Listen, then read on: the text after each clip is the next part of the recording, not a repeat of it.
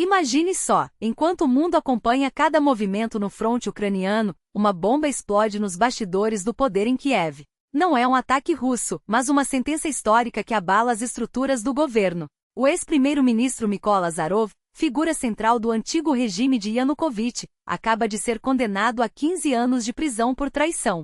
Sua assessora mais próxima, responsável por disseminar propaganda pró-Moscou, pegou 10 anos.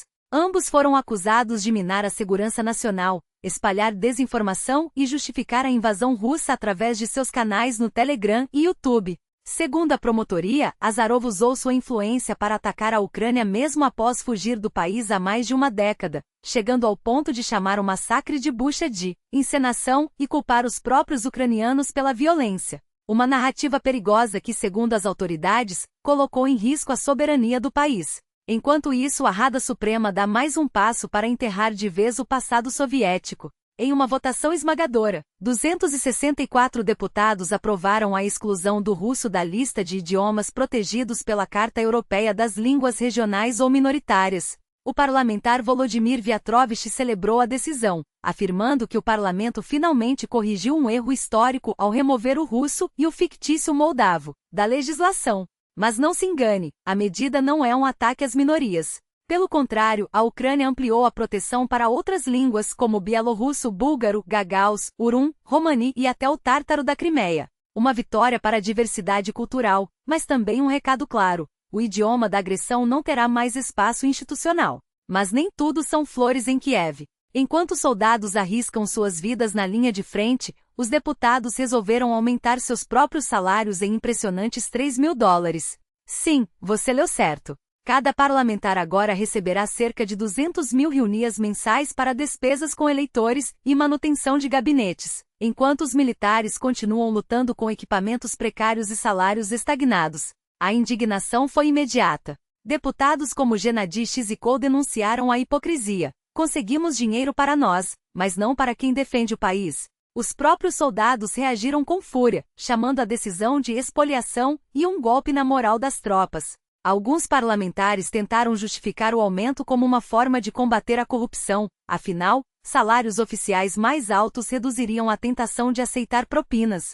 Mas a explicação soa vazia quando os heróis da nação são deixados para trás. Nos bastidores diplomáticos, a tensão só aumenta. Após 5 horas de reunião entre Trump e Zelensky, o Kremlin já sabe de tudo, e não parece disposto a ceder. Enquanto Putin celebra os avanços militares e recusa qualquer compromisso, o Ocidente alerta: a guerra está longe de acabar. Fontes americanas revelam que o principal impasse continua sendo o território. Moscou exige a retirada ucraniana de regiões como Zaporizhzhia, enquanto Kiev se recusa a abrir mão de 1 centímetro sequer de terra. Analistas ocidentais como os do Bloomberg sugerem que Putin está jogando um jogo longo, satisfeito com o lento progresso das negociações enquanto suas tropas avançam metro a metro. Ele acredita que o tempo está a seu favor, dizem. Enquanto isso, Zelensky insiste que a paz só virá através da diplomacia e da pressão sobre a Rússia, mas o caminho é tortuoso.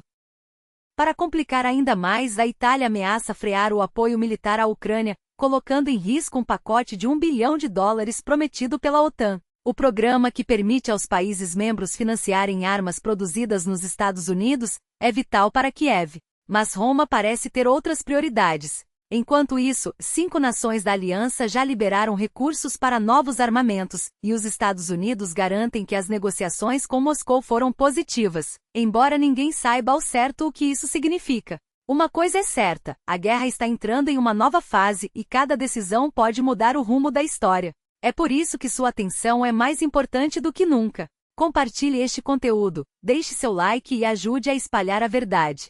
O mundo precisa saber o que realmente está acontecendo, e você faz parte dessa mudança. Vamos juntos! A compra de armamentos americanos para a Ucrânia. Especialistas e aliados já questionam a lógica por trás dessa decisão, especialmente enquanto as negociações de paz avançam. Afinal, se um acordo for selado, para que servirão esses carregamentos de armas? As declarações de Antonio Tajani, ministro das Relações Exteriores da Itália, são um sinal cristalino. O governo de Giorgia Meloni está revisando sua estratégia em relação a Kiev, pressionado pelo esgotamento de recursos e pelas crescentes divisões dentro da coalizão governista. E não é só a Itália que está mudando o tom. A Hungria, tradicionalmente crítica ao apoio militar ocidental, foi além e se tornou o primeiro país europeu a declarar publicamente que a Ucrânia não deve receber mais armas antes de negociações sérias por um cessar-fogo. Enquanto isso, em Helsinki, o presidente finlandês surpreendeu ao alertar a população: é preciso se preparar para um acordo de paz cujas condições não atenderão aos ideais defendidos nos últimos 4 anos. A realidade é dura, admitiu. O mundo pode ter que aceitar um acordo imperfeito, e nós finlandeses devemos estar prontos para esse momento. Mas a Finlândia, apesar de suas reservas, não recua totalmente. O país já sinalizou disposição para participar de missões de segurança pós-guerra na Ucrânia, mesmo que se recuse a oferecer garantias formais de proteção. Uma postura ambígua que reflete o dilema europeu: como equilibrar solidariedade com Kiev e a necessidade de evitar um conflito prolongado. A China, por sua vez, deixou claro que não assumirá responsabilidades de segurança na região, um recado direto aos Estados Unidos e à OTAN, que pressionam por um papel mais ativo de Pequim. Enquanto as potências discutem estratégias, o fronte segue implacável. O incidente no Mar Negro expôs as tensões entre aliados. As forças armadas da Romênia interceptaram e destruíram um drone ucraniano que se aproximava da costa de Constança. Segundo Bucareste, o aparelho, identificado como modelo naval usado pela inteligência ucraniana, foi neutralizado seguindo protocolos de segurança. Kiev, porém, negou que o drone pertencesse às suas forças e reafirmou que suas operações visam apenas alvos militares russos. O episódio, embora técnico, revela uma verdade incômoda: até mesmo entre parceiros, a confiança está cada vez mais frágil.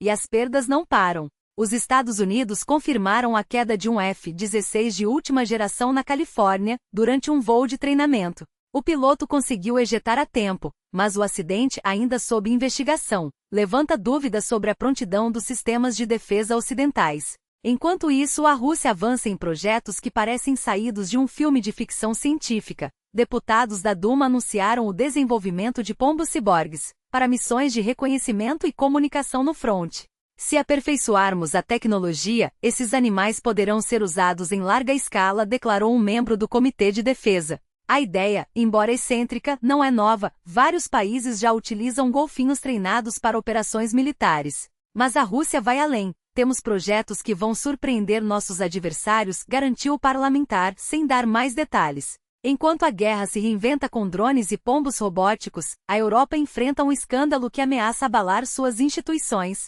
A ex-chefe da diplomacia da UE, Federica Mogherini, foi liberada após depoimento em uma investigação que envolve corrupção, tráfico de influência e violação de segredos profissionais em contratos de compras públicas. Junto a ela, outros altos funcionários da Comissão Europeia e do Serviço Europeu de Ação Externa foram detidos. A atual chefe da diplomacia da UE, Josep Borrell, classificou o caso como profundamente chocante, em uma carta interna aos funcionários. Este escândalo pode desencadear uma crise sem precedentes no bloco, alertou, enquanto críticos já pedem um voto de desconfiança contra a comissão. A Hungria não perdeu tempo em explorar a crise. O governo de Viktor Orbán ligou o escândalo em Bruxelas à onda de corrupção na Ucrânia, acusando a UE de tentar encobrir os problemas de Kiev. Aqui também há uma rede de corrupção gigantesca, declarou um porta-voz húngaro, em uma clara tentativa de minar o apoio europeu à Ucrânia.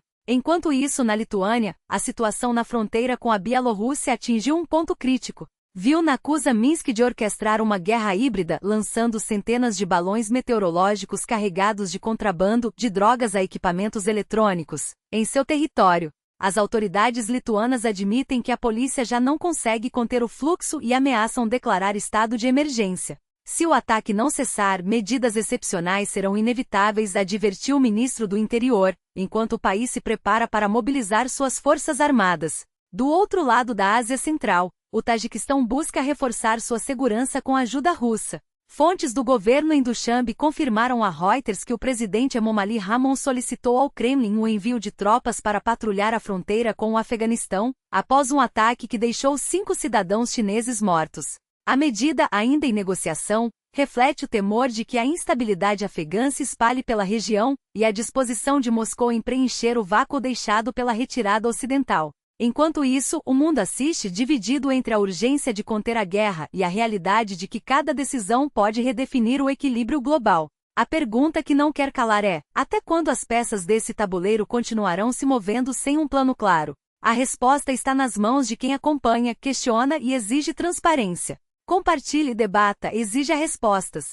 O futuro não é escrito apenas por líderes e generais. É construído por quem se recusa a aceitar a narrativa oficial sem questionar. E você, já escolheu de que lado da história quer estar?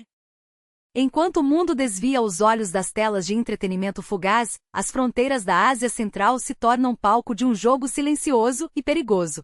Fontes confirmam que tropas russas podem ser realocadas para bases no Tajiquistão, a poucos quilômetros de Dushanbe, numa manobra que promete redefinir o controle sobre uma das regiões mais voláteis do planeta. A fronteira de 1.300 quilômetros com o Afeganistão serpenteando por montanhas traiçoeiras, não é apenas uma linha no mapa, é uma cicatriz aberta, por onde transitam ameaças que não respeitam tratados nem bandeiras. Moscou e Dushanbe negam, é claro.